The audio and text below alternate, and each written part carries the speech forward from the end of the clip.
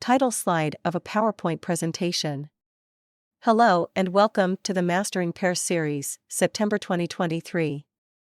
This video is brought to you by CalFresh Healthy Living, the California Department of Public Health, and the Nutrition Policy Institute.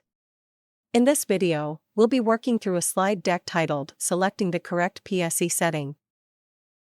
Slide pictures a screen grab of the General Information section of the Pears PSE module. A green ring highlights the location of the PSE setting field. I'd like to start by pointing out where their setting question appears in the Pears PSE module. As you can see here, you'll be looking in the General Information section, a few questions down near the midpoint of the page. Text slide titled Choosing a Setting. Now, the best way to think about the setting of your entry is to first consider the PSE work that is happening and think about the site versus the setting. Typically, the site represents the location of the PSE work, whereas the setting takes into consideration the type of PSE and the population you are serving.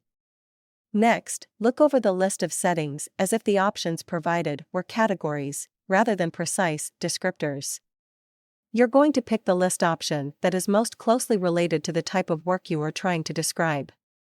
So, for example, the list option Farmers Market, which appears under the shop domain, would be the most relevant selection to describe produce stands, CSAs, and other places where you primarily buy fresh produce. Now, if you are looking to report on PSE work, which includes multiple settings for a single site, you are going to need to create separate entries for each setting. An example of this might be that you are working with a school on revising their school wellness policy and also getting the school set up as a food pantry for the community. Those PSE efforts would be split into two separate PSE reports, one with K-12 schools as the setting and one with food assistance as the setting. Let's apply these rules to a few examples. Slide with example, scenario text. You are working with a California elementary school and a local farm to open a produce stand that is open to anyone in the community. The produce stand shoppers include families, teachers and staff, and neighborhood residents. It's held weekly in a school parking lot that is accessible to the public. In this example scenario, the site would be California Elementary School and the setting would be Farmers Market because the PSE work being done most closely relates to this category and the population served extends beyond the students at the school. The actual school is the site, but K-12 schools is not the PSE setting. Slide with example, scenario text.